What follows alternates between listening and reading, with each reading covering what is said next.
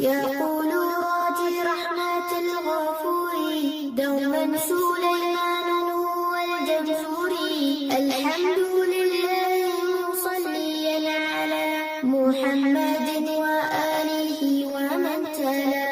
وبعد هذا النظم للمريد في النون والتنوين والمدود، سميته بتحفة الأطفال عن شيخنا الميد الكمال. أرجو به أن ينفع الطلاب والأجر والقبول والثواب. للنون إن تسكن وللتنوين أربع أحكام فخذت بيميني. فالأول الإظهار قبل أحرفي للحلق 6 رتبت فالتعريف. همز فهاء ثم عين حاء مهملتان ثم غين خاء. والثاني إدغام ب6 آتت في يرملون عندهم قد ثبتت. لكنها قسمان قسم يدغم فيه بغنات بينمو علما، إلا إذا كان بكلمات فلا تدغم كدنيا ثم صنوان تلا. والثاني إدغام بغير غنة في اللام والراء ثم كررنه. والثالث الإقلاب عند الباء ميما بغنة مع الإخفاء. والرابع الإخفاء عند الفاضل من الحروف واجب للفاضل. في 5 من بعد 10 رمزها في كلم هذا البيت قد ضمنتها. صف ذاتنا كم جاد شخص قد سما دم طيبا زد في توقا ضع ظالما. وغنى ميما ثم نونا شديدا وسمي كل الحرف غنات بدا. والميم إن تسكن تاجي قبل الهجاء لا ألف اللينات لذي الحجاء. أحكامها 3 لمن ضابط إخفاء إدغام وإظهار فقط. فالأول الإخفاء عند الباء وسميه شفويا للقراء. والثاني إدغام بمثلها أتى وسميه إدغاما صغيرا يا فتى. والثالث الإظهار في الباقية من أحرف وسميها شفوية. واحذر لا دواو وفاء تختفي لقربها والاتحاد فاعرفي. للام الحلال قبل الأحرف أولاهما إظهارها فلتعرفي. قبل 4 مع أصوات خذ علمه من بغي حجك وخف عقيمه. ثانيهما إدغامها في 4 وعشرات أيضا ورمزها فاعي. طب ثم صلح من تافت ضفران عبد سوء ظن زر شريفا للكرم. ولا مال الأولى سميها قمرية ولا مال الأخرى سميها شمسية. وأظهرنا لما فعلا مطلقا في نحو قلنا عن وقلنا والتقى. إن في الصفات والمخارج اتفق. Bismillahirrahmanirrahim. Assalamualaikum warahmatullahi taala wabarakatuh.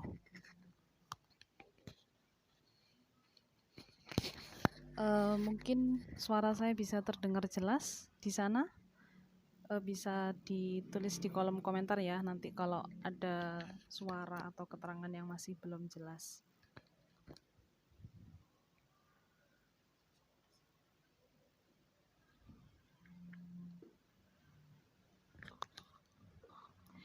Bismillahirrahmanirrahim. Alhamdulillahirrabbilalamin. Wassalatu wassalamu ala ashrafil anbiya'i wal mursalin Sayyidina Muhammadin wa ala alihi wa sahbihi ajma'in. Qala rabbi shrah li sadri wa yassir li amri wahlul 'uqdatam min lisani yafqahu qawli. Amma ba'd. Alhamdulillahirabbil alamin. Kesempatan malam hari ini kita masih diberikan anugerah oleh Allah berupa kesehatan, kesempatan untuk sama-sama belajar di majelis taklim walaupun secara virtual. Semoga tidak menghalangi keberkahan dan kemanfaatan kita. Kedua kalinya salawat ma'assalam senantiasa teriring kepada baginda Muhammad SAW yang telah membimbing kita dari gelapnya ilmu, sedangkan sekarang hari ini kita bisa merasakan terangnya ilmu pengetahuan berwasilahkan ad-dinul Islam wal iman. Oke, syukran jazilan teman-teman semuanya, keluarga besar Mabakna Fatimatuz Zahra ya, khususnya kelas Asasi B ya. Malam hari ini kita dipertemukan kembali dalam taklim Quran dengan tema hukum bacaan qalqalah yang ada di silabusnya. Namun sebelum itu, sebelum kita masuk ke materi ya, Ustadzah pengen mereview materi yang kemarin, di mana kemarin kita sudah belajar tentang ilmu tajwid, terkait kegunaan, terkait manfaatnya, dan beberapa metode yang ada dalam ilmu tajwid atau cara membaca Al-Quran. Nah, itu kemarin kita sudah mengenal tiga metode ya. Yang pertama ada tahqiq, tahqiq. Yang kedua ada hadr.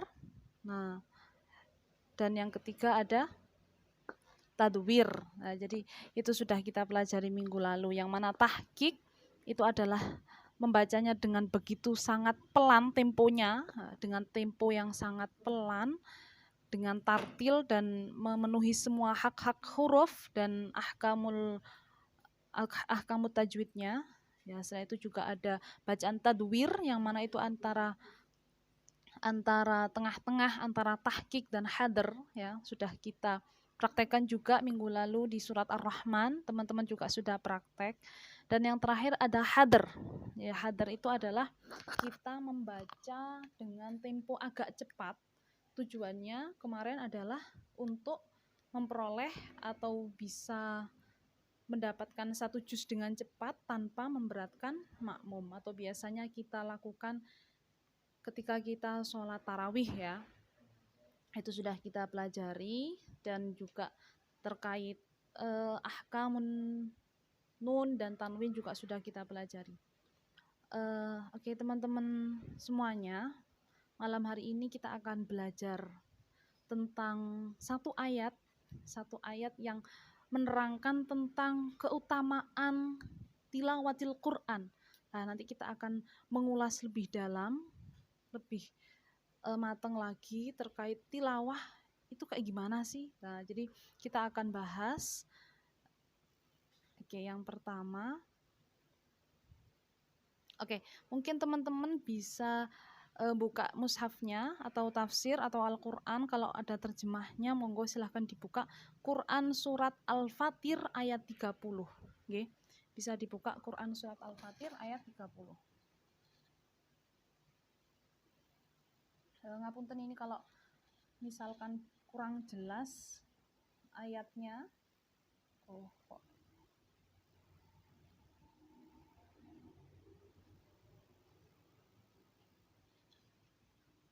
Oke, semoga bisa tampak ya. Oke, bisa semuanya sudah dibuka Quran surat Al-Fatir ayat 30. Bagi yang membawa mushaf Al-Quran ataupun Al-Quran digital bisa dibuka ya.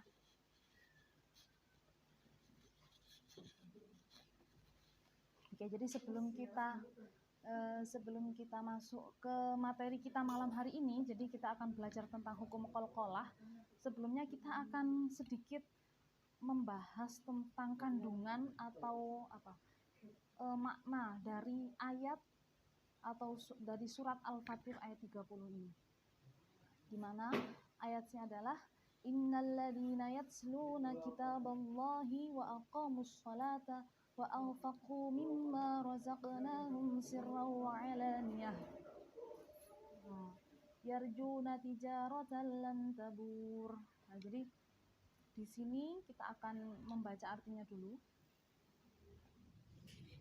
Saya rasa di teman-teman sudah tampak artinya.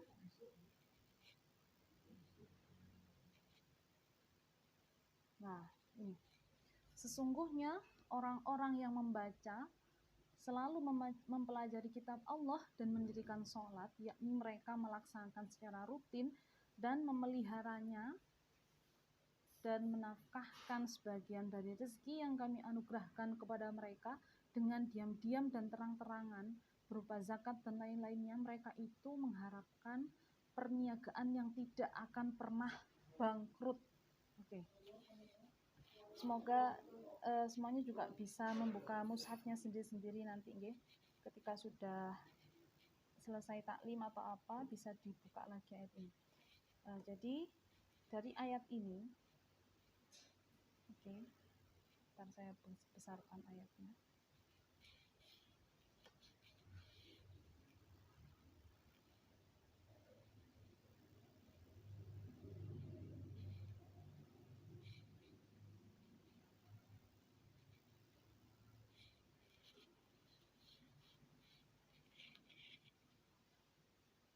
Oke, innalladzina yatsluna. Di sini ada kata innalladzina yatsluna kitaballahi wa aqamus shalah. Ada kata-kata yatsluna. Nah, di situ adalah ada kata maksudnya atau tafsirnya dari kata yatsluna adalah yaqra'una. Yaitu ketika ada orang-orang yang membaca, jadi tilawah di sini maksudnya adalah yaqra'una. Jadi Allah tidak menggunakan kata-kata atau lafaz yaqra'una, tapi Allah menggunakan kata yatsluna. Kalau ingat kemarin, pelajaran kemarin ada perbedaan antara tajwid dan tilawah. Jadi tajwid itu adalah tajwidul huruf wa ma'rifatil wuquf yang kemarin sudah kita pelajari. Sedangkan tilawah kemarin adalah apa? Mentadabburi dan memahami. Nah, maksudnya tadabbur. Nah, itu apa ya? Tilawah ini. Yatsluna. Nah, jadi Allah memakai diksi kata yatsluna, bukan yaqra'una di sini. Jadi itu maknanya lebih dalam. Jadi tidak hanya membaca, tidak hanya yaqra'un, tidak hanya qiraah saja. Nah, jadi misalkan jenengan semua itu hanya tahu huruf hijaiyah saja, tanpa tahu ahkamun nun, misalkan tanpa tahu hukum-hukumnya, misalkan ini bacaan izhar, idgham dan lain sebagainya, hanya tahu abata saja, itu jelas tidak akan bisa membaca Al-Qur'an. Karena apa? Yatsluna. Nah, maknanya yatslu di sini adalah mengikuti. Tabi' mengikuti. Maksudnya apa? Karena Al-Qur'an itu diturunkan dengan apa? Mutawatir dan harus sesuai. Jadi ketika malaikat Jibril menyampaikan kepada Nabi Muhammad Iqra, ya harus dibaca Iqra. Jadi harus benar-benar sama persis, tidak boleh ada perubahan baik itu harokat maupun huruf. Dan kemarin sudah Ustazah sampaikan juga bahwa ada kata-kata yang misalkan kita merubah Alhamdulillahi Rabbil Alamin, kita kayak merubah Alhamdulillah, itu maknanya sudah berbeda jauh antara ha dan ha. Hamdu sama hamdu itu sudah berbeda jauh. Nah, jadi dari situ kita tahu bahwa Al-Quran itu ha, harus dibaca ha harus dibaca ha. Ihdinas siratal mustaqim. Jadi nggak boleh ihdinas, nggak boleh dibaca ha. Nah, itu beda huruf, beda harokat. Khalaqallahul insana. Halaqah. Kalau kita baca halaqah, nah itu makanya artinya itu bukan khalaqallah, Allah menjadikan. Kalau halaqah artinya apa? Mencukur. Lah, beda hak dan kha saja itu sudah jauh maknanya. Nah, makanya itu pentingnya teman-teman ini paham makharijul huruf, paham tentang ahkamun nun, tanwin dan lain sebagainya, itu kayak gitu. Jadi biar tidak ada kesalahan ucap maupun kesalahan dalam melafatkan tiap-tiap huruf yang ada dalam Al-Quran. Nah, jadi kita selain Allah tidak menggunakan yaqra'un, tapi Allah menggunakan yatsluna, bermakna mengikuti. Jadi harus benar-benar tidak hanya membaca. Makanya kita tahu bahwa orang Arab itu tidak semuanya bisa membaca Al-Quran. Nah, mereka fasih misalkan berbahasa Arab, mereka bisa berbahasa Arab dengan lancar, tapi tidak tentu mereka itu bisa membaca Al-Quran dengan benar.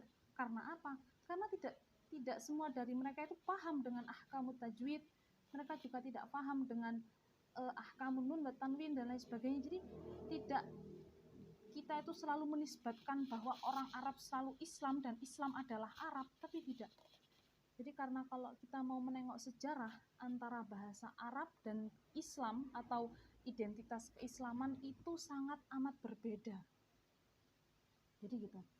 Jadi ketika kita menyebut Islam itu bukan Arab, bukan kita itu berkibarnya oh berarti bahasa Arab, oh berarti orang Arab itu pasti Islam, tidak. Nah, kalau kita mau lihat, kita mau menengok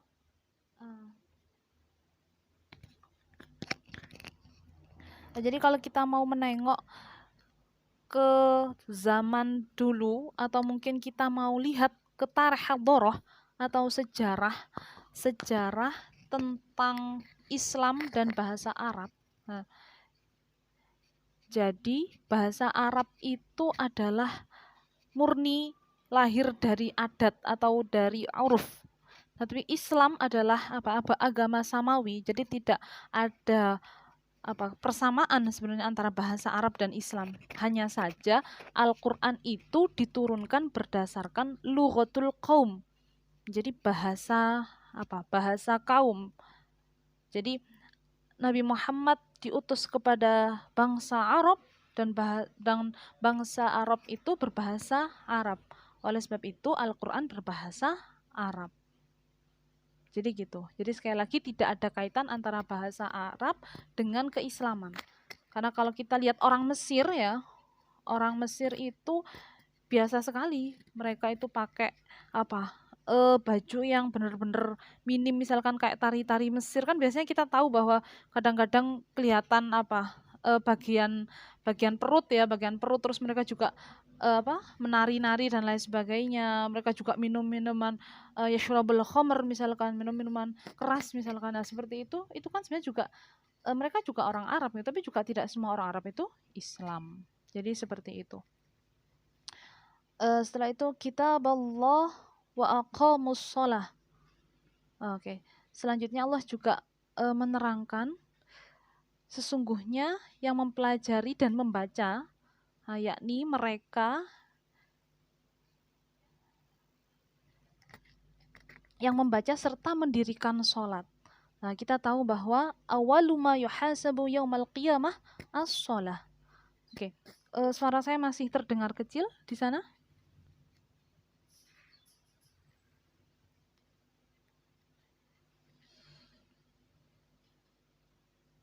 Semoga sudah agak jelas ya suaranya. Berarti harus lebih intens ini mic-nya. Jelas nggih? Oke. Ya, terima kasih.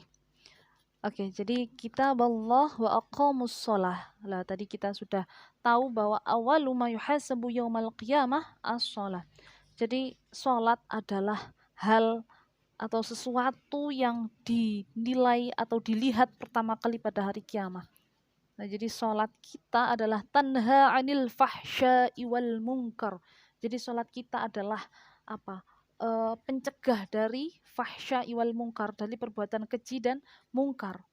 Nah, jadi ketika kita sudah melakukan salat, ketika sudah berusaha untuk salat tepat waktu, ketika kita sudah berusaha untuk menjaga rukun dan syarat sholat, tapi kok ternyata masih melakukan fahsya iwal mungkar, kita masih suka atau kita masih berani untuk berbuat maksiat atau mungkin melanggar syariat, nah berarti bukan dari sholatnya yang salah, tapi dari kitanya yang salah.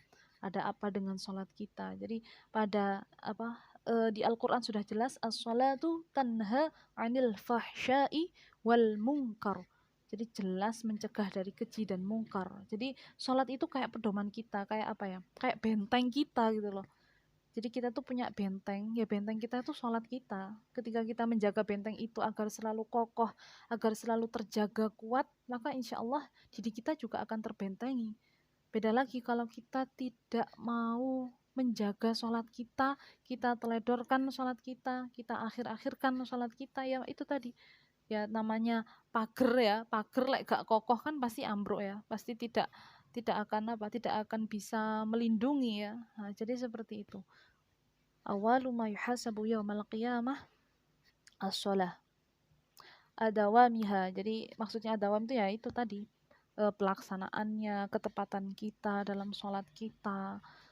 Nah, jadi sekali lagi kalau kita sholat usahakan kita tahulah minimal makna dari apa yang kita baca, makna sholat kita. Nah itu karena sholat yang pertama adalah benteng pertahanan kita dari segala fahsya wal munkar.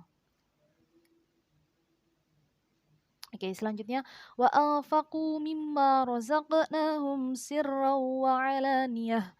Nah, jadi selanjutnya yaitu dan orang-orang yang mau menginfakkan mimma razaqnahum, apa-apa yang telah dirizkikan oleh Allah kepada mereka.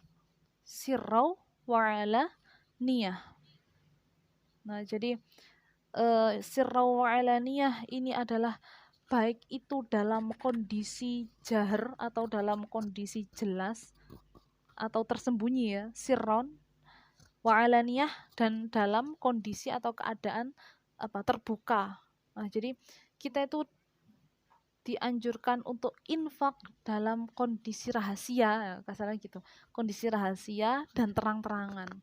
Nah, di sini ada dua versi.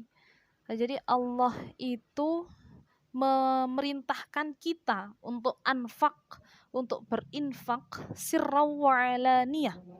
Nah, kira-kira kalau sirron kan kita sudah tahu ya. Kita tahu sama-sama kalau ketika tangan kanan memberi, tangan kiri tidak perlu tahu. Nah, jadi ketika kita memberi itu jangan sampai ada yang tahu, biar Allah yang tahu. Nah, jadi benar-benar harus sirri, biar itu jadi rahasia antara kita dan Allah. Nah, benar-benar lillahi ta'ala. Nah, jadi sirron itu sudah jelas bahwa kita harus berinfak secara sir, rahasia. Hadza baini wa bainika. Jadi ini antara rahasiaku dan kamu. Nah, kayak gitu. Sirri itu artinya rahasia. Wa alaniyah, dan secara ngedeng. Nah, kalau bahasa Jawa ini ngedeng. Ngedeng itu apa ya? Jelas atau tampak. Nah, kok berkebalikan ya di sini gitu kan? Tadi Allah memerintahkan sir, rahasia. Nah, sekarang tiba-tiba Allah menyusuli dengan wa alaniyah, dan juga dengan cara yang alaniyah, harus dengan cara yang tampak, jelas. Nah, ini harus di depan umum. Nah, di sini ada pertanyaan. Kalau kita infak atau sedekah ataupun jariyah secara tampak banyak orang, apa itu tidak menimbulkan riya? Apa itu tidak menimbulkan kesombongan di dalam hati kita? Ini loh aku sudah infak, sudah zakat banyak, misalkan seperti itu. Nah, jadi kalau kasus alaniyah, tafsiran alaniyah di sini itu ada rentetannya. Oke. Jadi ada rentetan, maksudnya apa? Rentetan di sini adalah ketika kita itu bersedekah, ketika kita itu mau mengeluarkan infak kita untuk litarbiyah, untuk keperluan pendidikan atau untuk mengajarkan orang agar mau sama-sama fastabiqul khairat, sama-sama berlomba dalam kebaikan, itu diperbolehkan.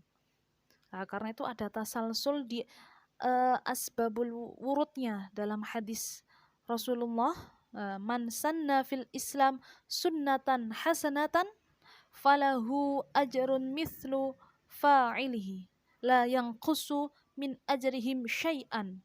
Nah, jadi ketika kita itu melaksanakan sunnah dalam Islam atau kebaikan, sunnatan wa hasanatan. Nah, ketika kita melaksanakan sunnah yang baik dalam Islam, falahu ajru mithlu fa'ilihi, maka kita akan mendapatkan pahala begitu juga pahala orang yang melakukan apa yang kita lakukan. Nah, misalkan kita la yanqusu min ajrihim syai'an. Nah, jadi tidak dikurangi sama sekali.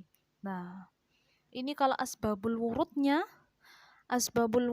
itu adalah asbabul wurud itu sebab turunnya hadis. Jadi ada asbabun nuzul, ada asbabul wurud.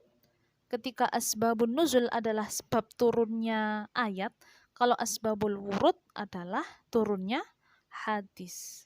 Nah, jadi ada sebab turunnya hadis itu kenapa? Nah, ternyata diceritakan hadis itu turun dikarenakan pada masa baginda Nabi Muhammad Shallallahu Alaihi Wasallam. Ya di situ ada seorang fakir miskin sekali, miskin banget. Lalu Nabi itu mengumumkan, kayak membuat pengumuman kepada para sahabat. Wahai sahabat, ini loh ada saudara kita yang benar-benar nggak mampu, miskin, yang perlu dibantu. Nah, kira-kira siapa yang mau dan rela ikhlas untuk membantu saudara kita yang satu ini? Nah, Nabi secara tafaulan, jadi secara kaulan, jadi mendeklarasikan atau mengumumkan bahwa menganjurkan atau menantang siapa sih yang mau memberikan sedekah kepada salah satu fakir miskin ini. Akhirnya salah satu sahabat itu ada yang berkenan. Wahai baginda Nabi, saya yang akan memberikan nafkah atau memberikan infak kepada fakir miskin ini. Lah dari situlah ketika satu sahabat itu mau membantu, mau berinfak, mau bersedekah, lah banyak sahabat-sahabat yang lain yang mengikuti atau tabi' kepada yang dilakukan oleh si penyedekah yang pertama ini. Lah seperti itu. Nah, maka Nabi ketika seperti itu, ketika dia melakukan beliau melakukan wa'alaniyah, memproklamirkan hal seperti itu, maka beliau juga akan mendapatkan pahala yang sama pahalanya dengan beliau bersedekah. Nah, jadi niatnya adalah litarbiyah ya. Ingatnya litarbiyah, bukan lil ujub atau lirriya. Jadi niatnya hanya litarbiyah sebagai pendidikan, sebagai sarana untuk mendidik atau mengajarkan kepada orang-orang bahwa infak sedekah itu adalah sesuatu yang amat mulia yang disukai oleh Allah Subhanahu wa taala. Jadi seperti itu asbabul wurud dari hadis tersebut berkaitan dengan ayat sirrau wa ala niyah. Nah, jadi secara sir itu secara sembunyi-sembunyi, wa'alaniyah dan secara jelas atau tampak. Nah, ini juga tafsirannya zakah wa ghairiha. Nah, jadi berupa zakat dan lain sebagainya. Jadi enggak apa-apa misalkan jenengan itu mau sedekah, misalkan ada adiknya yang masih belum tahu atau belum ngerti, misalkan jenengan masukkan ke kotak amal 100.000 misalkan, lah adik ngerti. Nah, terus kan adik loh, kok banyak banget ya kakak kalau sedekah, kalau nyemplungin ke masjid misalkan. Lah itu kan sebagai niatnya bukan untuk riya ya, tapi untuk litarbiyah, agar mendidik. Nanti ketika adiknya jenengan misalkan ke masjid, oh kalau kakakku ke masjid itu sedekahnya 100.000, berarti aku harus 50.000 lah misalkan, atau 10.000 kan katakanlah, oke lah. Jadi kita mendapatkan pahala itu sebanding. Jadi la yang kusu min ajrihim syai'an. Jadi tidak dikurangi sama sekali. Oke. Jadi kayak gitu teman-teman. Jadi afdhalus shadaqah itu sudah banyak ya kita temukan bahwa Allah itu akan mengasih berapa? Mithlu asyru amsalihah. Ketika kita mengeluarkan 1, maka Allah akan membalas 10. Jadi ketika kita sedekah itu hakikatnya bukan kita itu hilang, kita itu mengeluarkan. Hakikatnya kita mengeluarkan, tapi sesungguhnya kita adalah semakin berkah, semakin barokah. Barokah itu apa? Barokah itu ziyadatun fil khair, jadi bertambahnya kebaikan. Entah itu misalkan Allah akan mengganti dengan keberkahan di hari-hari kita, keberkahan di setiap apa yang kita lakukan. Nah, jadi balasan dari sodakoh kita itu tidak melulu hanya misalkan jenengan itu sodakoh 10.000, nanti Allah akan ngasih balasan 10.000 atau 100.000 lah. Jadi tidak demikian.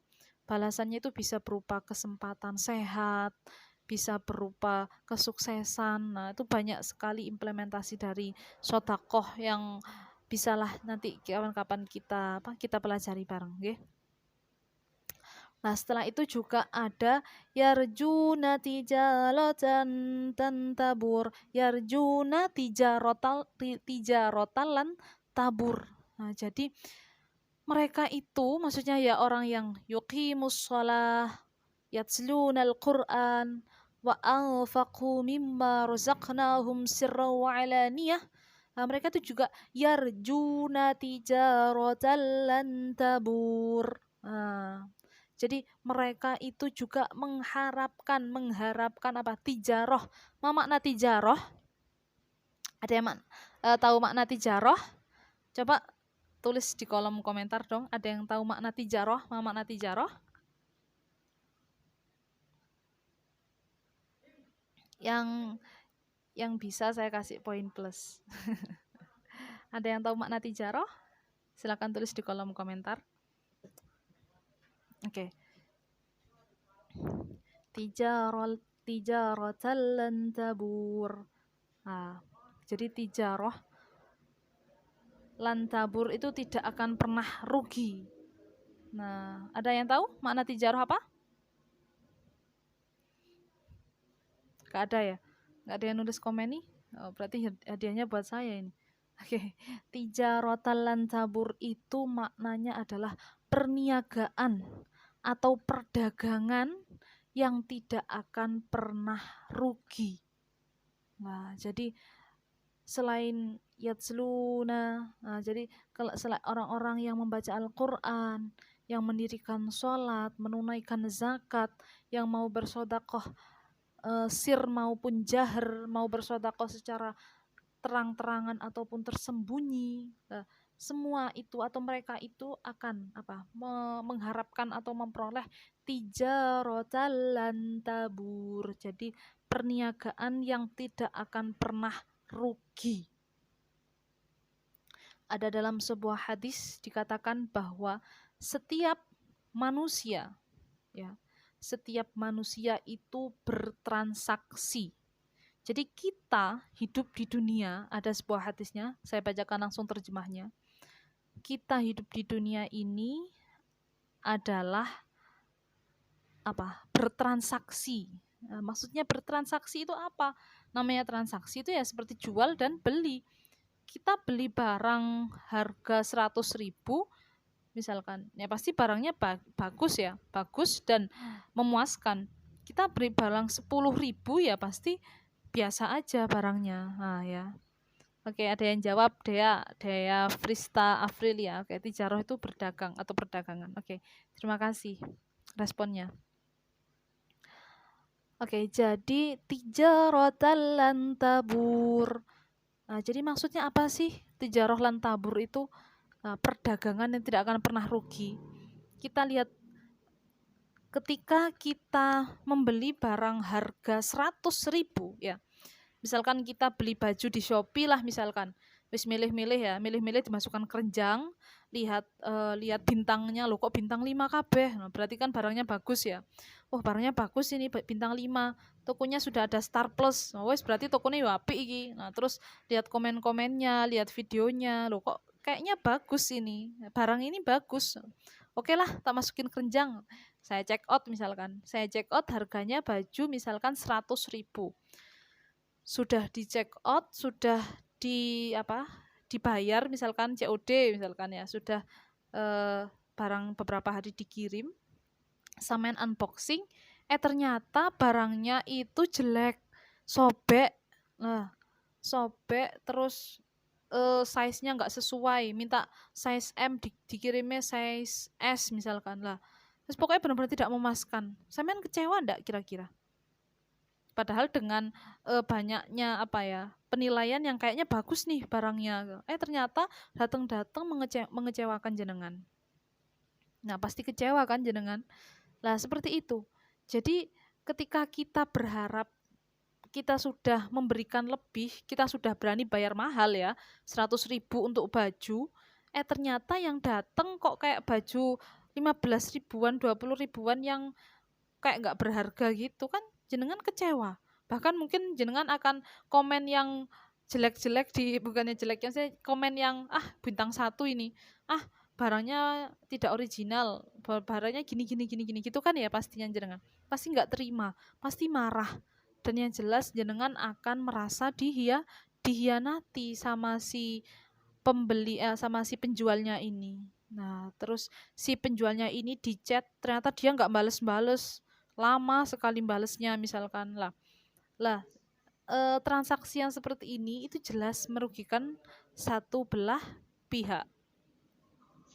Nah, jadi kalau kita itu ranahnya masih kehidupan di dunia, itu banyak pasti ada ruginya, pasti ada kecewanya. Nah, itu namanya tijaroh, perdagangan. Yang pasti kalau perdagangan di dunia, transaksi kita pasti ada untung, pasti ada rugi. Dan kalau di sisi sini nanti yang saya ceritakan kita jual beli tadi, nah itu kan kita rugi ya. Nah, jadi ruginya kita rugi ya sudah berharap. Nah, jadi kok sudah datang tinggal kekecewaan gitu ya. Nah, jadi pasti ada kecewanya. Begitu pula ketika kita berharap sama seseorang, misalkan kita itu sudah melakukan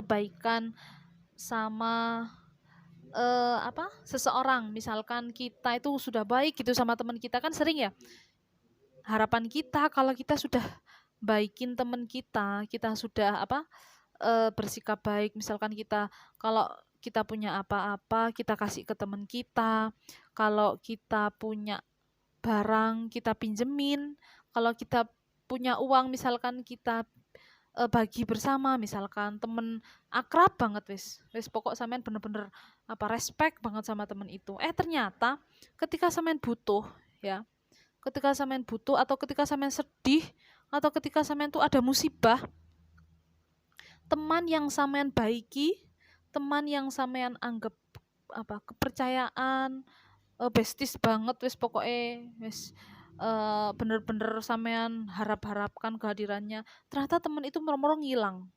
Gimana perasaannya jenengan? Sakit kan pastinya ya. Ditinggal pas sayang-sayangnya. Oke, jadi itu konteksnya masih teman ya. Jadi pasti ada untung rugi lah kita di dunia itu. Untung kalau kita misalkan dapat teman yang kita biasa aja, tapi teman itu bener-bener ngertiin kita, baik sama kita. Lah itu kita bener untung. Tapi tadi kalau kisah yang tadi kan kita rugi. Nah, jadi pasti di dunia itu pasti ada untung rugi yang kita terima. Apapun yang kita lakukan, apapun yang terjadi itu pasti ada untung rugi, kecuali sama kedua orang tua nggih. Beda lagi kalau itu kan kasih orang tua sepanjang masa kan. Jadi nggak ikut kaidah ini gitu loh, nggak ikut untung rugi kan. Oke, begitu pula ketika sampean itu benar-benar suka sama seseorang, sayang banget sama seseorang. Nah, intinya sampean sudah melabuhkan harapan,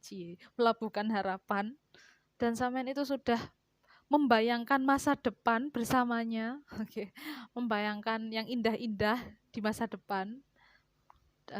Ternyata pas di tengah harapan itu melambung tinggi, tiba-tiba dia nggak respect sama kita, dia ternyata nggak suka sama kita, atau mungkin dia ninggalin kita. Gimana perasaan kita? Pasti sakit kan ya. Nah, itu sudah sesuatu yang lumrah di dunia ini, emang gitu. Pasti ada untung dan rugi. Untung-untung kalau yang kita sayang, untung-untung kalau yang kita cintai itu juga mencintai kita. Gimana kalau yang kita cintai malah pergi dengan cinta yang lain? Kayak gitu. Jadi sirra wa ala afwan tijaratan lan tabur. Jadi perniagaan, perdagangan atau transaksi kita di dunia ini itu pasti ada untung dan ruginya.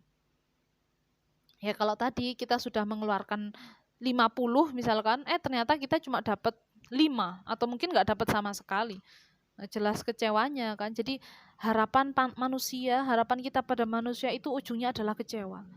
Jadi jangan pernah labuhkan harapan kita sama manusia, jangan pernah muarakan impian kita pada manusia, karena indikasinya kehidupan kita ini adalah setiap manusia itu bertransaksi, ada untung, ada untung, ada rugi. Nah ternyata mereka yang yatslunal Qur'an wa aqamus shalah wa anfaqu mimma razaqnahum sirran wa alaniyah, mereka ini sebenarnya yarjuna tijaratan lan tabur, mengharapkan perdagangan yang tidak akan pernah rugi. Jenengan tahu apa perdagangan yang tidak akan pernah rugi, yang tidak akan pernah mengecewakan jenengan? Yaitu perdagangan atau hubungan kita dengan Allah. Jenengan yaqra'ul Quran, jenengan tilawah Quran setiap hari sampai berjam-jam misalkan, tidak akan rugi. Jenengan membaca Quran setiap hari, deres Qur'ane, tidak akan rugi.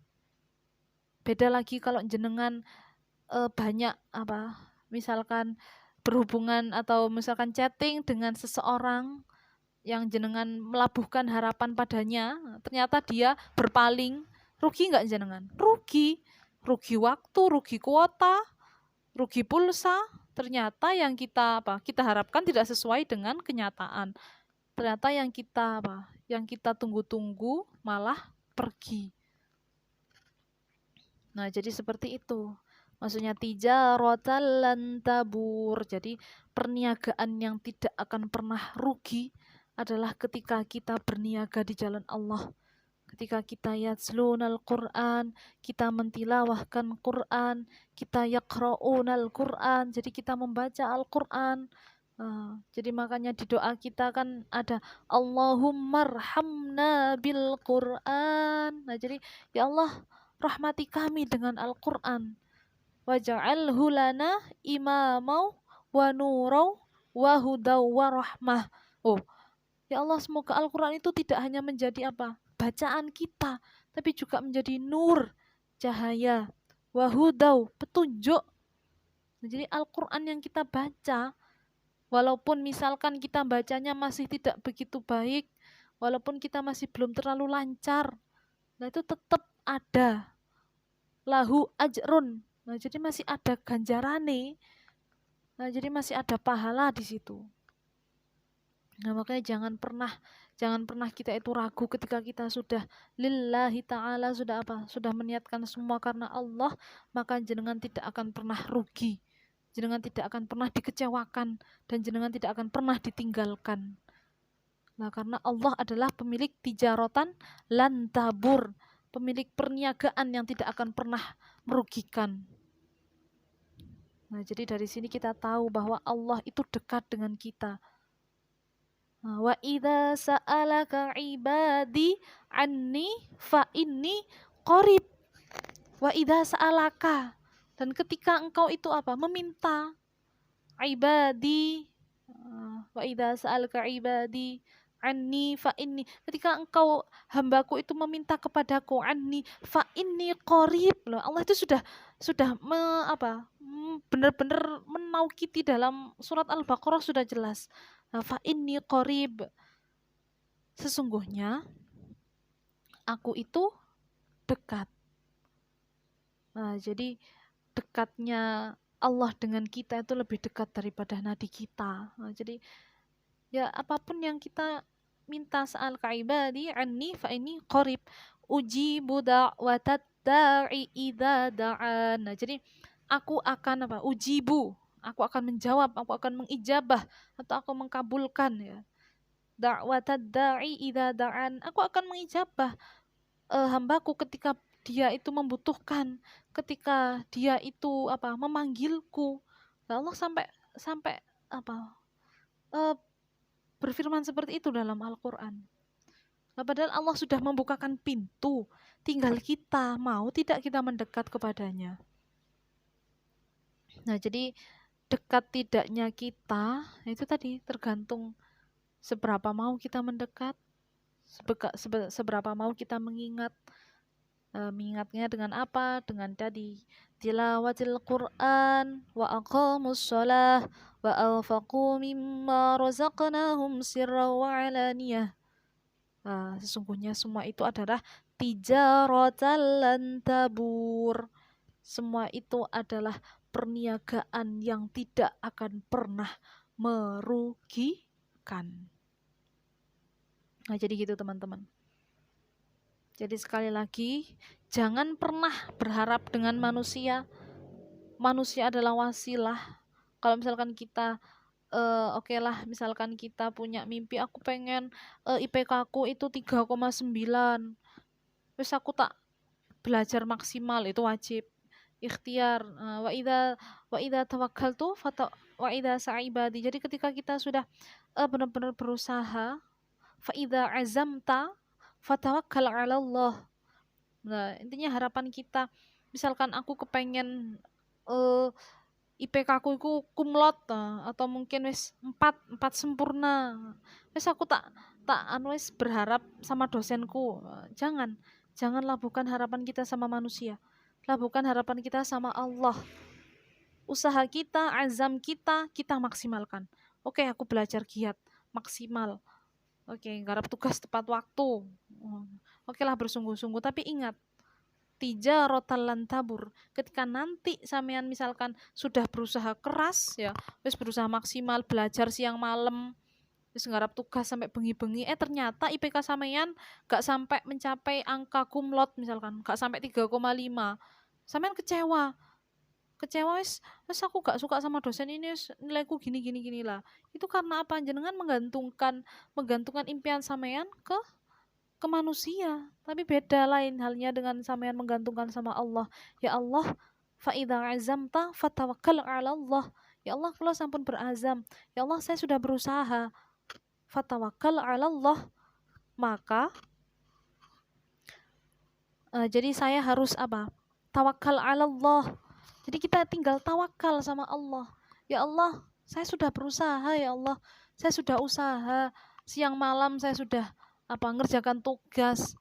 Saya sudah maksimal tugas-tugas saya. Jika nanti hasil akhirnya itu memuaskan, maka itu adalah fadl dari Allah. Itu adalah anugerah dari Engkau. Jika belum, maka insya Allah akan diganti dengan yang lebih baik. Kayak gitu. Jadi husnudzon. Nah, jadi harus selalu husnudzon sama Allah. Nah, karena yakinlah Allah tidak akan pernah mengecewakan kita. Ketika kita datang selangkah, Allah akan berlari kepada kita. Jadi apa yang sudah kita lakukan dengan nikmat yang diberikan Allah itu masih amat sangat kurang kita ini syukurnya. Jadi ketika kita sudah mengerahkan segalanya, ketika kita sudah mengoptimalkan apa yang bisa kita lakukan, nah, ternyata Allah masih belum mewujudkan apa yang jadi keinginan, maka jangan pernah menyerah. Ada rencana Allah yang maha indah di situ. Nah, oke. Jadi dari situ kita tahu bahwa husnudzon terhadap apapun rencana Allah, karena Allah adalah pemilik tijaratal lan tabur, pemilik perniagaan yang tidak pernah merugikan siapapun. Allah tidak akan pernah zalim terhadap hamba-hambanya. Allah tidak akan pernah membuat kita rugi walaupun sedikit pun. Bahkan akan memberikan lebih ketika kita mau berusaha. Itu sudah janji Allah. Okay. Oke, alhamdulillah ya, sudah 50 menit ini. Kayak dengerin Mama Dedeh ya, jenengan. Mohon maaf ya. Ini kita cuma sharing ya. Saya cuma belajar dari jenengan semuanya, dari apa yang sudah kita pelajari. Mungkin nanti kalau ada yang masih bingung atau mungkin ingin menanyakan sesuatu, boleh silahkan ditulis di kolom komentar. Oke, teman-teman, slide selanjutnya setelah kita membahas tentang ayat atau surat Al-Fatir ayat 30 ini, nah ada kelanjutannya. Sebentar.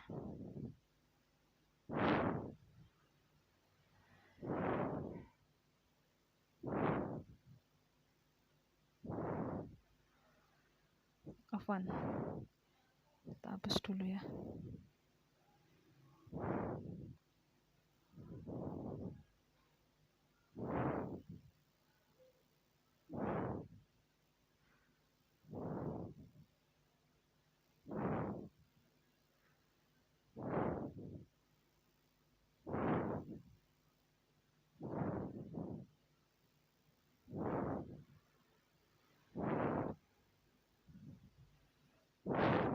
Oke. Ayat selanjutnya, nggih, ayat selanjutnya.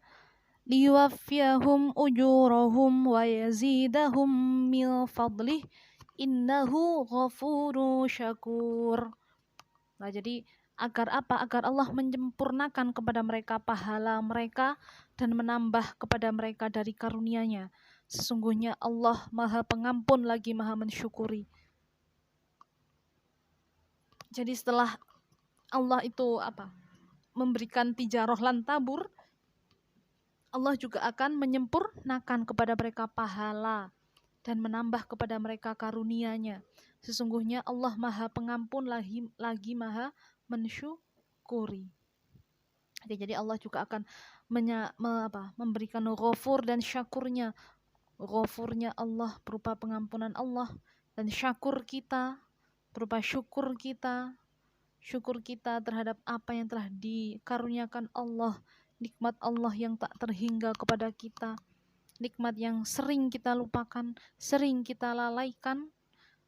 Padahal banyak di luar sana yang tidak mendapatkan nikmat seperti kita. Dan sering pula saya Ustadzah sering kali bilang ke jenengan semuanya, bersyukurlah jenengan jadi mahasiswa, bersyukurlah jenengan masuk ke UIN Maulana Maliki, bersyukurlah jenengan masih diberikan kesempatan untuk mengikuti taklim tiap malam, yang dimana di luar sana banyak teman-teman jenengan yang mungkin membuang waktunya karena masa muda itu adalah fatrah dihabiyah, jadi benar-benar masa keemasan, dimana ketika jenengan bisa menaklukkan masa ini, bisa berprestasi, bisa memanfaatkan masa ini, maka insya Allah 80% masa depan jenengan sudah tergapai.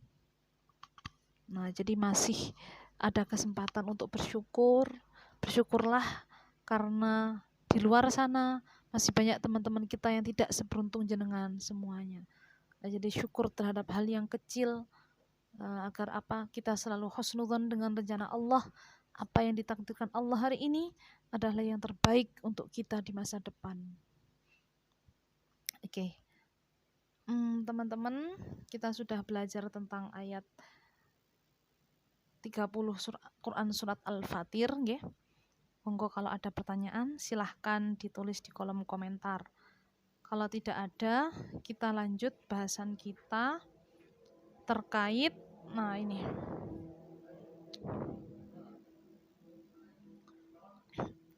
Semoga PPT-nya bisa tampak dengan jelas nggih di layarnya teman-teman.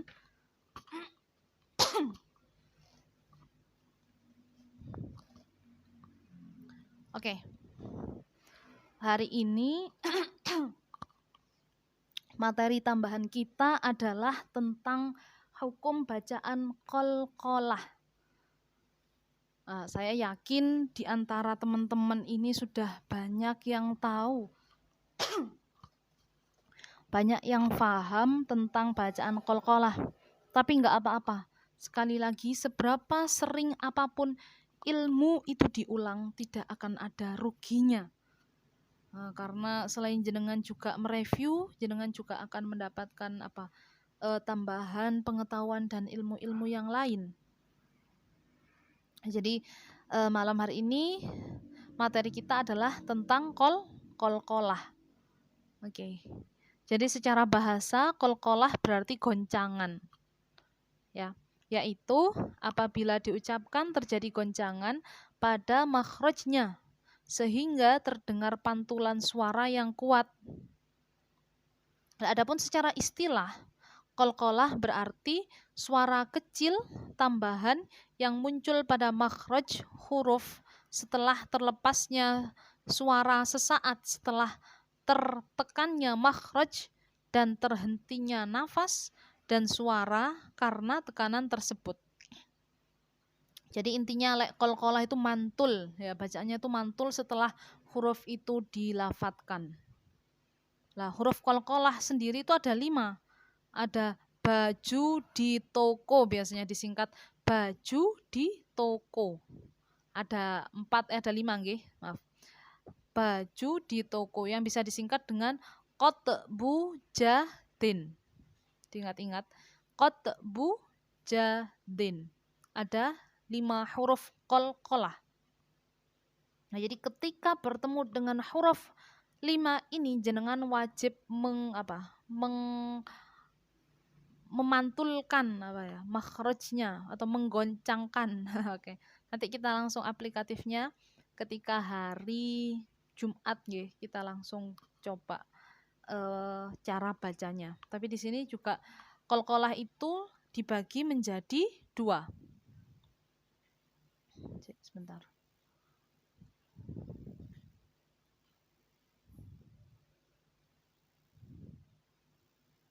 Jadi ada qalqalah.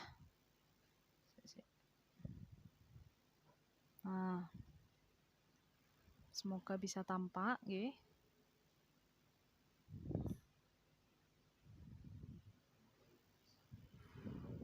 Oke, bisa nampak?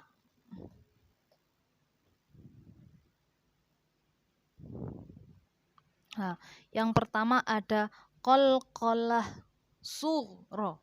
Artinya sughra itu apa? Kecil. Nah, jadi pantulannya itu kecil, yaitu qalqalah yang terjadi apabila huruf qalqalah mati asli. Nah, sedangkan bacaannya harus terang dan memantul.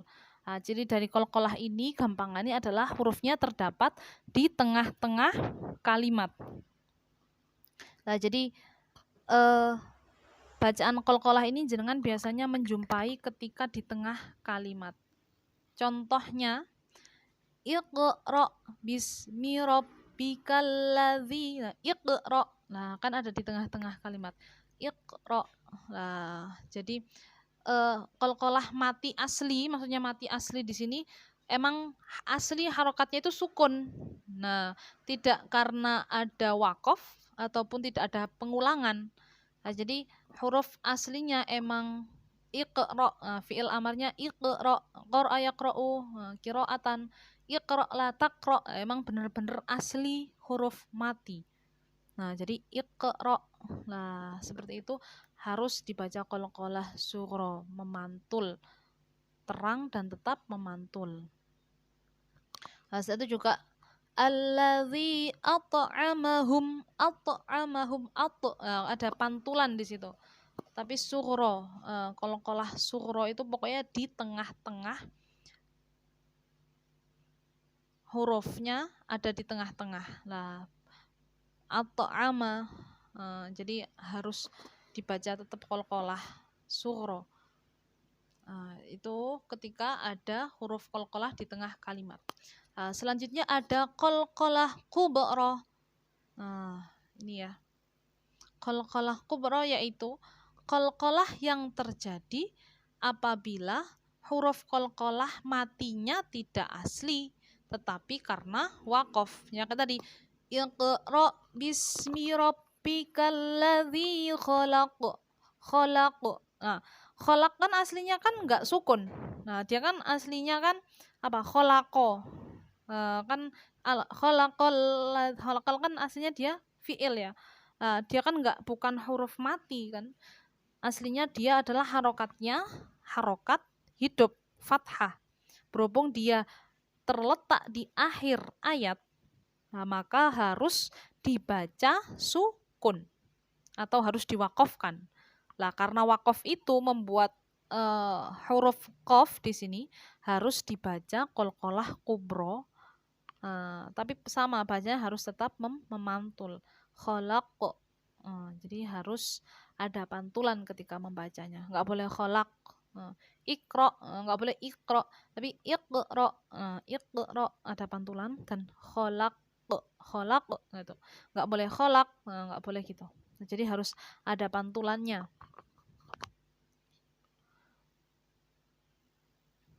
Oke. Sebentar. Nah,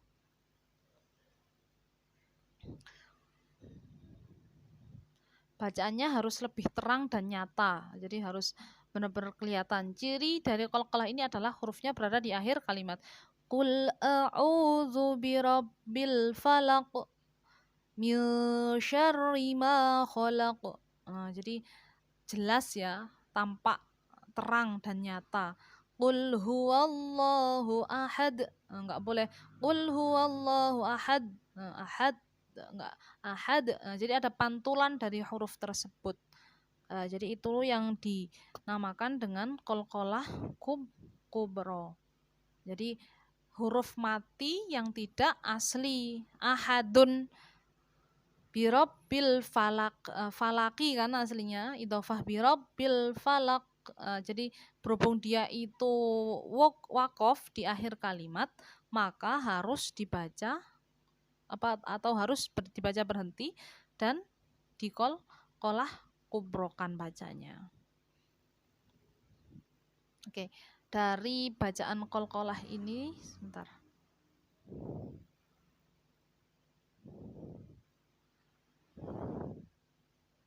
Ini sudah.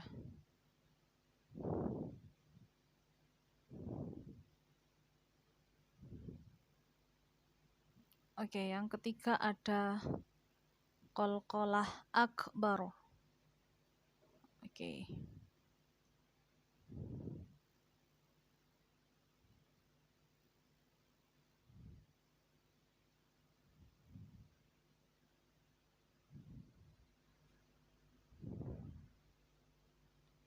Lah, ternyata ada qalqalah sugro, ada kubro, ada akbar.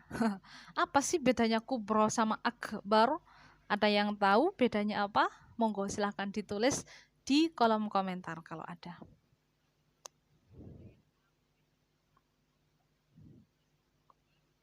Apa bedanya?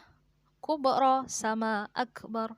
Yang bisa bedain tak kasih poin plus tadi Dea ya. Dea sudah nulis di kolom komentar. Ada?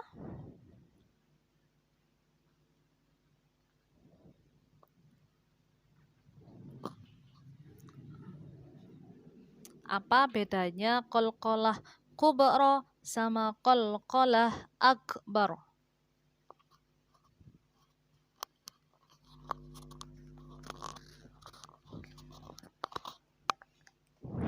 Oke. Jadi kalau qalqalah akbar yaitu terjadi apabila matinya tidak asli. Tetapi karena wakaf dan bertasydid, bacaannya harus lebih terang, nyata, dan tidak ada jeda. Ciri dari qalqalah ini adalah hurufnya berada di akhir kalimat dan berharokat tasydid. Oke, Dea lagi. Oke, Dea harokatnya tasydid. Iya. Jadi kalau akbar itu apa? Tafdil. Dari kata afdol, af'al. Wazannya wazan tafdil. Jadi tafdil itu artinya lebih apa? Paling ya, bermakna paling. Atau biasanya kalau belajar bahasa Inggris ada apa? Superlatif gitu-gitu ya. Superlatif gitu. Pokoknya ada tingkatan yang lebih. Misalkan saya lebih pandai dari dia. Saya paling. Nah, jadi kalau akbar ini wazannya af'al itu bermakna paling. Jadi paling gede. Nah, jadi paling apa? Paling kuat gitu ya. Nah, karena ada harokat tasydid di situ. Nah, jadi bacanya harus lebih terang, nyata, dan tidak ada jeda. Jadi harus benar-benar tabbat yada abi lahabi wa tab. Jadi ada tasydid dan langsung, tidak boleh ada wa tab. Jadi harus tasydidnya tampak baru qalqalahnya. Fasbir inna wa'dallahi haqq. Jadi ada tasydid terus langsung qalqalahnya. Haqq. Jadi nggak boleh haq. Jadi harus ada tasydidnya dulu ditambahkan haqq. Jadi nggak boleh langsung haq. Jadi nggak boleh. Harus ada tasydid. Watab. Jadi nggak watab. Nggak boleh. Jadi harus ada tasydidnya tampak baru qalqalahnya. hak, tab, tab, gitu. Oke, dari sini kayaknya teman-teman sudah mulai ngantuk ya. Pasti ngantuk, sudah 1 jam lebih. Oke, monggo kalau ada yang ditanyakan terkait materi kita, mulai dari tadi kita membahas tentang surat Al-Fatir ayat 30 dan bacaan qalqalah, terkait qalqalah sughra dan qalqalah kubra. Nah, kalau teman-teman mau, tadi kan sudah di awal kita dengerin nadhamnya bareng-bareng ya. Nadhamnya Tuhfatul Atfal itu sebenarnya yang teman-teman dengar di awal tadi. Yaqulu raji rahmatal qadiri itu ila akhirih tadi. Itu adalah apa? Kitab yang membahas tentang hukum tajwid yang ada dalam Al-Qur'an. Jadi itu nadhaman yang kalau dulu zaman saya kecil itu wajib hafal itu. Kayak Aqidatul Awam gitulah. Abda'u bismillahi warrahmani. Tapi kalau Abda'u bis kan relatif lebih gampang. Kalau Tuhfatul Atfal ini lebih rumit ya. Nadhamannya lebih agak susah. Jadi dulu hafal, sekarang saya lupa. Jadi dulu pernah hafal Tuhfatul Atfal, sekarang lupa. Kalau Abda'u bis insyaallah masih hafal. Teman-teman juga insyaallah sudah hafal semuanya. Tuhfatul Atfal ini yang susah. Dulu hafalannya ya cuma waktu ngaji di TPQ gitu ya, ngaji di Madin gitu, hafalan TPQ ahkamun nun wa tanwin finuni. Nah, jadi pembagiannya nanti terus ada artinya. Jadi kayak gitu, ada di Tuhfatul Atfal. Nanti kalau teman-teman mau dengerin sendiri, monggo silahkan di searching Tuhfatul Atfal gitu. Jadi sakit kita pelajari bareng-bareng. Oke. Pripun? Sudah? Kalau dirasa cukup, sakit kita akhiri nggih. Oke. Sebenarnya masih kurang berapa menit. Tadi masuknya juga agak telat ya, soalnya prepare ini streamingnya juga agak ribet, jadi saya mohon maaf dan mohon keikhlasan waktunya. Sudah terpotong berapa tadi? 30, 45, 15 menit nggih. 15 menit terpotong untuk menunggu persiapan live streamingnya. Soalnya harus hijrah dari rumah, harus ke kantor soalnya ada acara. Jadi perlu agak waktu. Jadi saya mohon maaf karena keterlambatan 15 menit tadi. Menawi nanti ada pertanyaan atau sesuatu yang masih belum difahami, saged dilanjutkan via WA atau mungkin PC langsung ke saya nggih, saged, terserah jenengan semuanya. Kalau semuanya sudah dirasa paham dan sudah mengisi absensi di kolom komentar, monggo kita akhiri kegiatan taklim malam hari ini biqiraatil hamdalah. Alhamdulillahirabbil alamin. Oke. Semoga taklim kita tidak hanya berhenti malam ini. Semoga harapannya teman-teman bisa istiqomah, bisa selalu punya waktu untuk ngaji dimanapun, kapanpun, bahkan dengan siapapun. Tapi jangan dengan teman lawan jenis ya. Jadi bisa ngaji kapanpun, istiqomah walaupun itu sebentar. Pokoknya sehari harus wajib ada jatah untuk ngaji. Karena itu adalah huda wa nura wa rahmah. Ada hudan, ada nur di situ dan ada rahmah. Jadi kalau kita mau mendekat, maka Allah akan dekat dengan kita. Fa inni qarib. Karena Allah akan dekat dengan kita. Ujibu da'watad da'i idza da'an. Allah akan mengijabah apa-apa yang kita inginkan ketika kita mau dekat. Caranya dekat dengan Allah gimana? Ya kita harus memperbanyak amal-amal yang bisa mendekatkan kita sama Allah. Nah, semoga Quran kita bisa istiqomah, taklim kita bisa kita bawa kemana-mana, tidak hanya malam ini tapi juga di hari-hari selanjutnya kita bisa semakin istiqomah dan lebih baik, sampai akhirnya kita bisa husnul khotimah min ahlil jannah. Amin ya rabbal alamin. Syukran jazilan teman-teman semuanya sudah mau bergabung selama 1 jam lebih. Semoga pertemuan kita yang sedikit ini bisa bermanfaat fid dini wad dunya wal akhirah. Hayya nakhtatim bi qiraati ta'lim atau bi qiraati du'a ikhtitam. Bismillahirrahmanirrahim.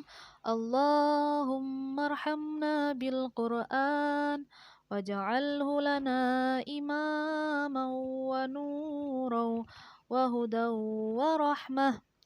Allahumma dhakkirna minhu ma nasina wa'allimna minhu ma jahilna warzuqna tilawahtahu ana al-laili wa adrafan nahar waj'alhu lana hujjatai ya rabbal alamin.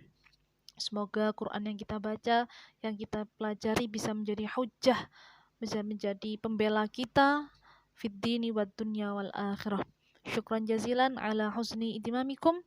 Ila liqa wal afu minkum. Ihdinas siratal mustaqim. Assalamualaikum warahmatullahi taala wabarakatuh.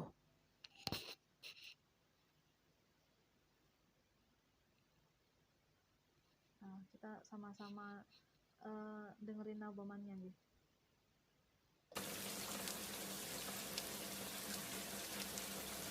يقول راجي رحمة الغفور دوما سليمان هو الجمزوري الحمد لله مصليا على محمد وآله ومن تلا وبعد هذا النظم للمريد في النون والتنوين والمدود سميته بتحفة الأطفال عن شيخنا المهي ذي الكمال أرجو به أن ينفع الطلاب والأجر والقبول والثواب للنون إن تسكن وللتنوين أربع أحكام فاخطب بني فالأول الإظهار قبل أحرفي للحلق ست رتبت فالتعريفي همز فهاء ثم عين حاء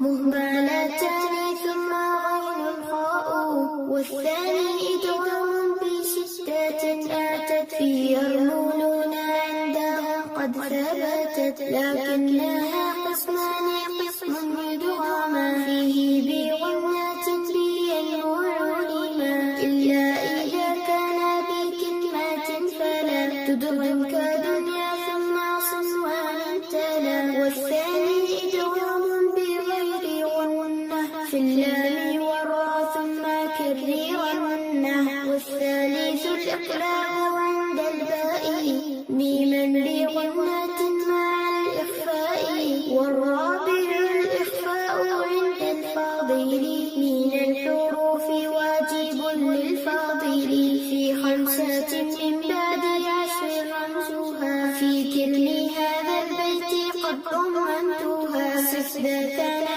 كم جاد شخص قد سما دم طيبا زد في توقا ضع ظالما وغنى ميما ثم نونا شديدا وسمي كل الحرف غنات بدا والميم إن تسكن تاجي قبل الهجاء لا ألف اللينات لذي الحجاء أحكامها ثلاثة لمن ضبط إخفاء إدغام وإظهار فقط فالأول الإخفاء عند الباء وسميه الشفوي للقراء والثاني إدغام بمثلها أتى وسميه إدغاما صغيرا يا فتى والثالث الإظهار في الباقية من أحرف وسميها شفوية واحذر لدى واو وفاء تختفي لقربها والاتحاد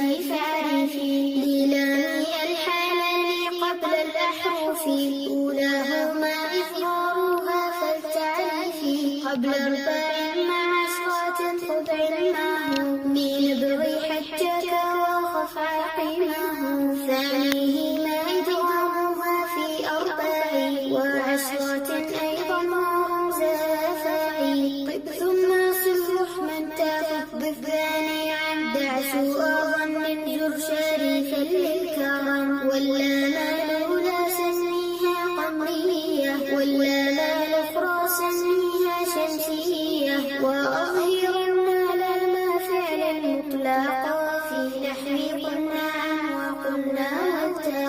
إن في الصفات والمخارج اتفق حرفان فالمثلان فيهما أحق وإن يكونا مخرجا تقاربا وفي الصفات اختلفا يلقبا متقاربين أو يكون اتفقا في مخرج دون الصفات حققا بالمتجانسين ثم إمساكا أول كل فالصغير سميا أو حرك الحرفان في كل فقل كل كبير وافهمه بالمثل والمد أصلي وفرعي له وسمي أولا طبيعيا وهو ما لا توقف له على سبب ولا بدونه الحروف تجتلب بل أي حرف غير همز أو سكون وبعد مد